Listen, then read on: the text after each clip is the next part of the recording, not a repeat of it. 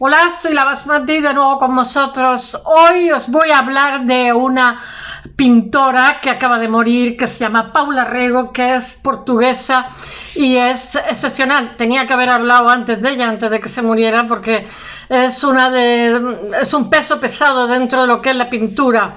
Ella nace, me parece que en 1935, en Portugal, y bueno, sus padres, en esa época hay una dictadura y sus padres son anglófilos, sí, iba a decir anglófonos seguramente también, y entonces el padre no le gusta mucho que crezca en esa sociedad tan machista, represiva, etcétera.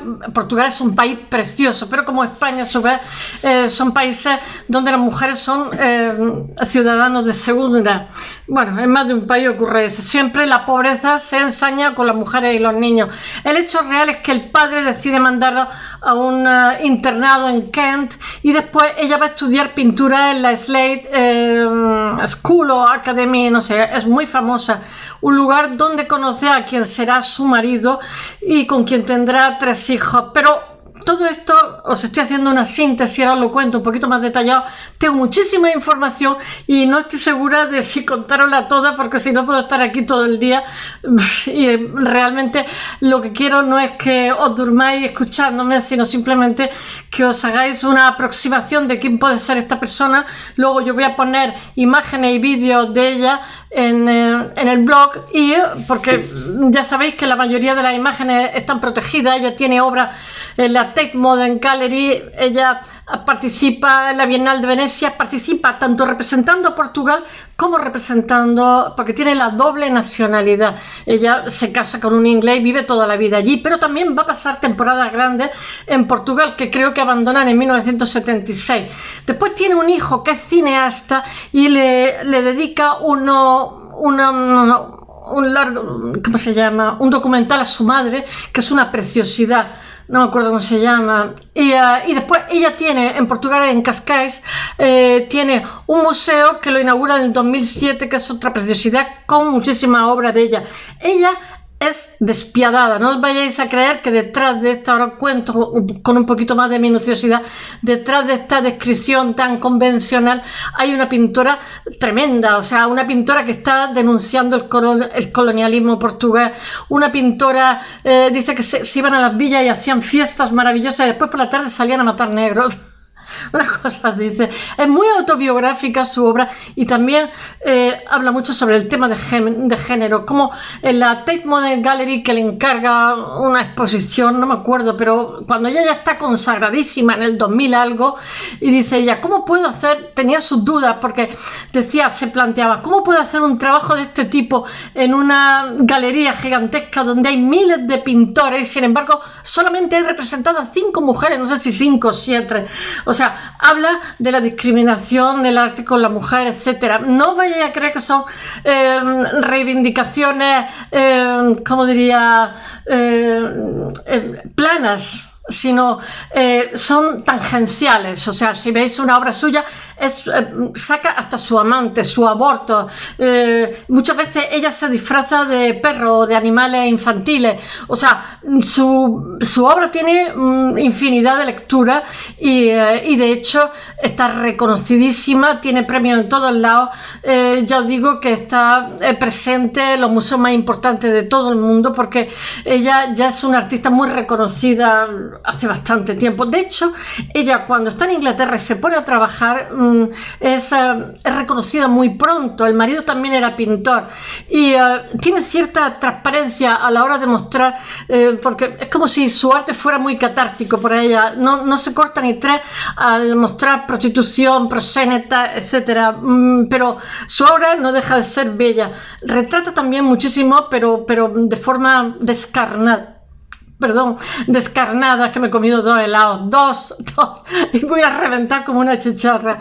De forma descarnada, el servicio doméstico que había, cómo se le trataba, en fin, hace lo que era una especie de fotografía desde la distancia de su Portugal natal, que ella nunca dejó de ir, nunca dejó de tener casa. De hecho, la mayoría de su obra está allí en Portugal, en fin, su vínculo con su país de origen nunca dejó de existir, pero obviamente le enriqueció muchísimo estar en otro país, en fin, en una Inglaterra que era muchísimo más avanzada y que le permitió el privilegio de ser mujer pintora y poder expresarse. Bueno, voy a ver si os cuento un poquito esto. No sé si voy a contarlo largo o corto porque soy una charlatana y me pongo a hablar y puedo estar aquí toda la vida. He recogido muchísima información en el blog. Voy a poner todas las fuentes que tengo. Pues ahora mismo, por ejemplo, hay una exposición de esta mujer, de Paula Rego, en el Museo de Picasso de Málaga, con 70 piezas suyas, pasando por las diferentes etapas que tiene. Hay una etapa donde usa muchísimo no me acuerdo cómo se llama este tipo de pintura que bueno, no me acuerdo, es una dibujante maravillosa. El pastel, hay diferentes tipos de pastel, pastel duro, pastel blando, y es que el pastel, como el óleo, lo mismo que el acrílico, tapas, si pones un color encima de otro color lo tapas. Sin embargo, el óleo suma, o sea, suma el color de abajo con el color de arriba, con el color siguiente, que son las veladuras que se inventan los holandeses en el siglo XV. Realmente de ahí viene todo, la cola de conejo, el canvas que llaman los ingleses, pero con el pastel pasa algo parecido. El pastel fusiona colores. Entonces muchas veces la gente que pinta aboceta o abocetaba en pastel, y ella tiene obra en pastel duro, porque es una buenísima. Esa obra a su vez la pone sobre papel y a su vez la pone sobre tela, en lienzos, en fin. Hay que verlo, hay que ver su obra. Ya os digo que yo tenía que haber hablado de ella antes de que muriera, porque es una pena que os tenga que hablar así. Seguramente, como os digo de otras veces, de los grandes, volveré a hablar de ella en otra ocasión, de obras suyas o de series de obras suyas, porque ella tiene todo un discurso desarrollado a lo largo de toda una vida. Ella, su marido, con el que tiene 3 hijos, tiene también un novelista que es su amante, que también los retrata a los 3, pero los retrata pues uno como un oso, otro como un perro, no me acuerdo, una obra suya. Bueno, ¿qué es lo que decía? Su marido tiene esclerosis múltiple y tiene una larga enfermedad y muere de forma dramática en 1988, y ella lo siente muchísimo, y bueno, no sé, voy a hablar un poquito, y no sé si voy a hablar un poquito o muchito porque tengo muchísima información. Bueno, ha muerto en su casa de Londres, ha muerto en paz. Realmente tenía la doble nacionalidad portuguesa e inglesa, y tenía 87 años en estos momentos. La exposición que hubo en Málaga de 70 piezas, ella no fue a la inauguración porque ya estaba muy débil, había pillado un COVID, y la familia no ha querido aclarar, se había debilitado mucho. La familia no ha querido aclarar para nada cuál ha sido la causa de la muerte, sino que ha muerto de una cosa que ha tenido recientemente, y los periodistas tampoco han querido hurgar más en la herida, y realmente la que ha actuado de portavoz en inglés ha sido una galería que se llama Victoria Miró de Londres, que era su galerista, y que dice: con inmensa tristeza anunciamos el fallecimiento del artista Paula Rego. Murió en paz, eso lo dice en inglés, claro, no voy a contar en inglés. Murió en paz esta mañana, después.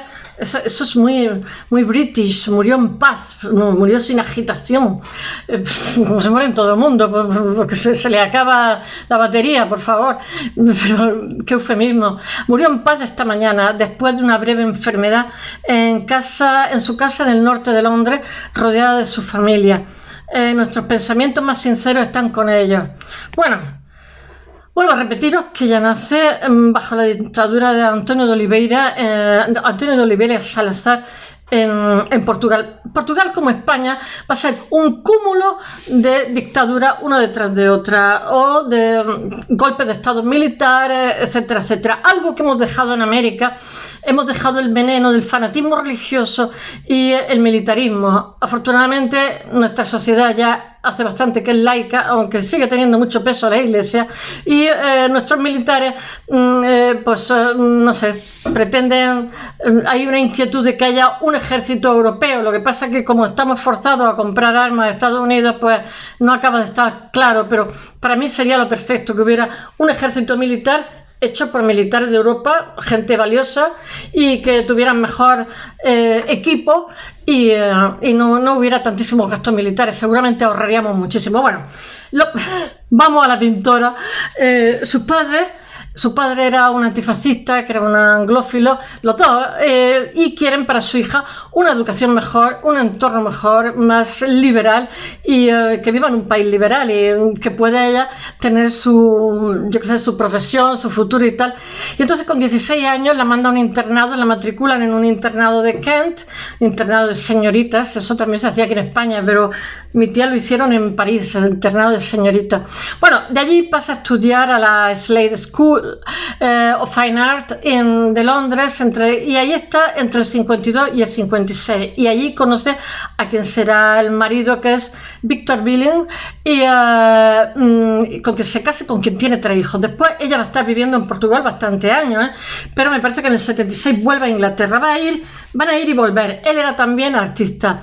Billing y su hijo viven entre Inglaterra y Portugal antes de establecerse en Londres en el 72.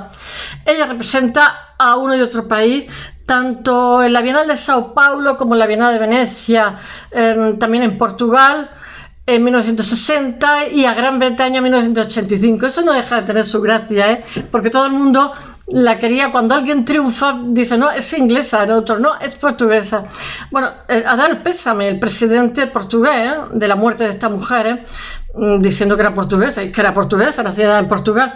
Bueno, en 1988 muere el marido de esclerosis múltiple, como he dicho, que tiene un larguísimo padecimiento, es una enfermedad terrible.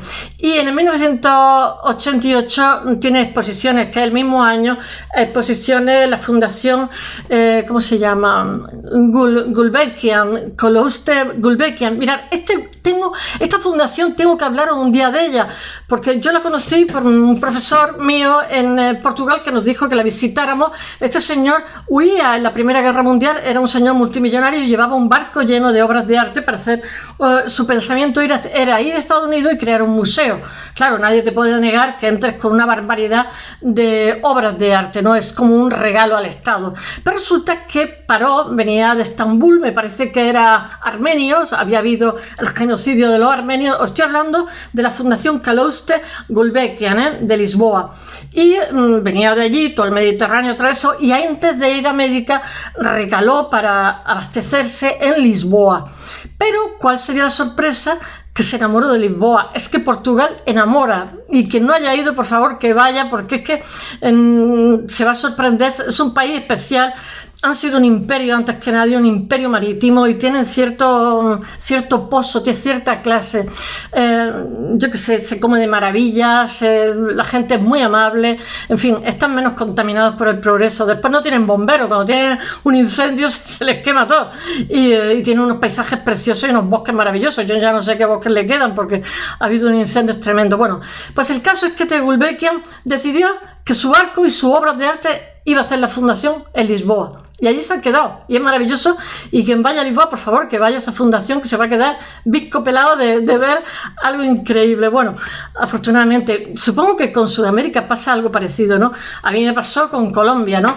Yo tenía Colombia asociada a Pablo Escobar, no sé qué, no sé cuánto, y cuando fui por motivos familiares, fuimos 15 días, pero nos habríamos quedado, ¿qué digo yo? Un mes o un año, porque nos gustó tanto que nos supo a poco. Nos gustó la gente, nos gustó la familia, nos gustó la comida, todo, nos gustaba todo. Y yo digo, pero ¿por qué? Qué tontos somos, ¿no? Tenemos ideas preconcebidas de los lugares y tal, y hasta que no lo ves realmente no sabes el feeling que puedes tener con ese lugar. Y en el caso, por ejemplo, mío de Colombia o con Yemen, pues me hubiera quedado a vivir allí una temporada. Una temporada significa unos cuantos años. Me enamoró totalmente Colombia y me enamoró Yemen. Y no sé cómo será el resto de países de América, pero me parecía maravilloso, yo qué sé, los animales que había en los cielos, las cordilleras, la naturaleza que tenían. y lo educados que eran. Bueno, voy a seguir contando esto. Después ella tiene también el Museo Serralves de Porto, la Serpentine Gallery. Esto os estoy haciendo una síntesis de lo que es su currículum. La Serpentine, ya sabéis que es de Londres, es High Art High Gallery, y bueno, esto realmente lo que hace, todo este currículum lo que hace es que consolidan lo que es su trayectoria, lo que es su discurso, etcétera. Y ella está realmente en primera fila del arte contemporáneo. En 1900 ella es designada, en 1990 ella es designada primera artista asociada a la National Gallery de Londres. Ella tiene numerosas retrospectivas, entre ellas la Tate Modern Gallery, la Tate de Liverpool en 1997, la del Museo Nacional del Centro Arte Sofía, de Reina Sofía, eso viene en el 2007, y bueno, y la del Museo de Arte Contemporáneo de Monterrey, la Pinacoteca del Estado de Sao Paulo en 2010-2011, y la del Museo de l'Orangerie de París en 2018. En 2019 se inaugura el museo dedicado a su obra, no, el 2009 creo, 2009, porque ella ya, sí. En el 2009 es el museo dedicado, que es en Cascais, que es la casa de las historias de Paula Rego en Cascais, Portugal. Cascais es una maravilla también. En 2017 se estrena el documental de su hijo, que es Paula Rego Secrets and Stories, dirigido por su hijo Nick Willing. De los 3 hijos que tuvo, uno se dedica a filmar. Y actualmente hay una exposición suya, como he dicho, en la Picasso de Málaga, con 70 y tantas piezas. Bueno, ella, como he dicho, trabajaba y residía en Londres, pero sus imágenes, no quiero hablar mucho más porque si no esto duerme a las piedras. Sus imágenes, yo lo haré más largo en el blog, sus imágenes son escabrosas, como he dicho antes, tan escabrosas como atractivas. Es perturbadora, su arte es muy manipuladora, ella manipula al espectador. Pueden ser figurativas, muy realistas, mordaces, infantiles, perversas, poéticas, misteriosas. Tenía muchísimos registros, era una artista bestial, así bestial, nunca sabías que podías encontrarte con ella. Y desde los años 70 realmente desarrolla una iconografía poblada de recuerdos. Ella lleva a Portugal en su mochila, recuerdos, experiencias, cuentos literarios, referencia a viejos maestros. Ella tiene mucha influencia de Benet. De Benet, ¿cómo era el francés este que era gay, que vivían no me acuerdo? Estoy aquí en el canal. Bueno, ella tiene una forma muy expresionista de narrar, habla de sus resquemores, vergüenza, duelo, denuncia injusticia, de ese colonialismo burdo y soez, yo qué sé, las injusticias políticas, sociales, a menudo relacionadas con las mujeres también, muchísimo. Tiene muchísima pintura de las criadas, las subalternas, de raza.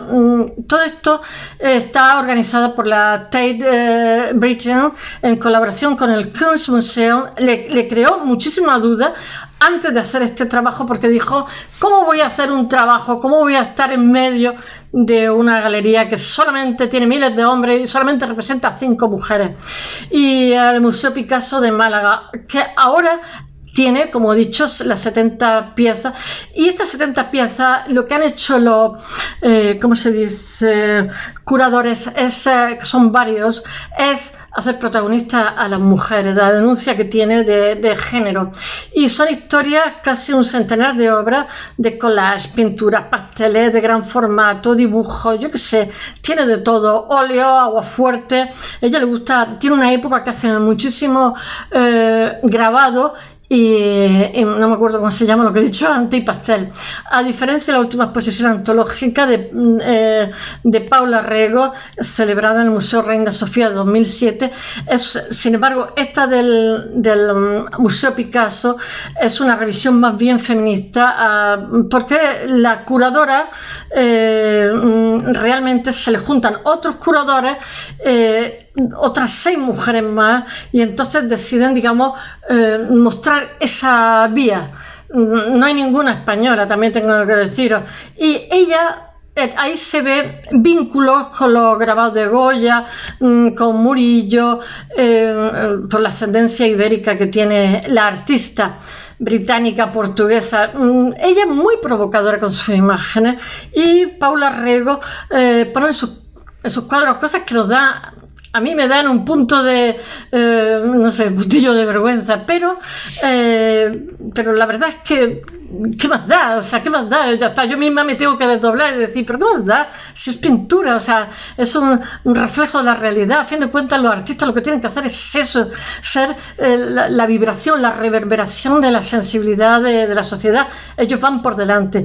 Bueno, su doble nacionalidad, ella vive desde la adolescencia en Londres, propicia cierta libertad para criticar la dictadura de Salazar y su represión colonial de Cabo Verde, de Angola, de Guinea, Mozambique. Portugal ha sido una potencia, una metrópoli. Ya os digo, fue la primera potencia marítima. Bueno, quizás la primera potencia marítima fue Venecia, pero Venecia era más tema económico. Bueno, después Portugal, ella también aborda el tema del nacionalcatolicismo en plena democracia, que tambalea la legislación sobre el aborto, pero también ella tiene muchísimos recuerdos en su obra y como tal los muestra. Eso también supone una fuente de inspiración inagotable. Por otra parte, el reconocimiento ella también, no sé, como que hay una controversia entre lo que es sus recuerdos de Portugal y su vivencia en Inglaterra, pero también los portugueses la nominan para que represente la Bienal de Sao Paulo en 1960, aunque ella viva en Londres, y 20 años más tarde sus exposiciones individuales en la Fundación Calouste Gulbenkian, que os he dicho, Gulbenkian de Lisboa, que os he contado, y el Museo Serralves de Oporto y el Serpentine. La Gallery, ¿cómo se llama?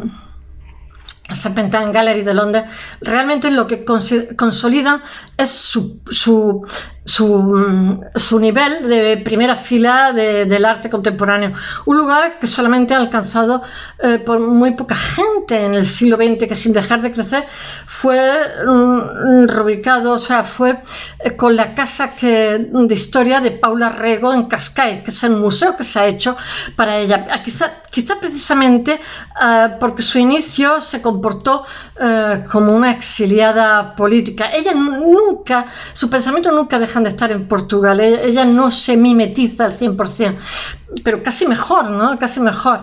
Porque esto me recuerda muchísimo a ¿cómo se llama? Al postcolonialismo de Edward Said, ¿no? Que dice que, bueno, que todo lo contrario, que los inmigrantes, que él se llama, que es Edward Said, por favor leerlo si no lo habéis leído, que él se llama Edward por el príncipe Eduardo de Inglaterra, que realmente es palestino, pero que era profesor de la Columbia, excepcional. Era palestino, pero realmente era cristiano, porque los palestinos también tienen minorías cristianas, en fin, que daba clases en la Columbia de Nueva York.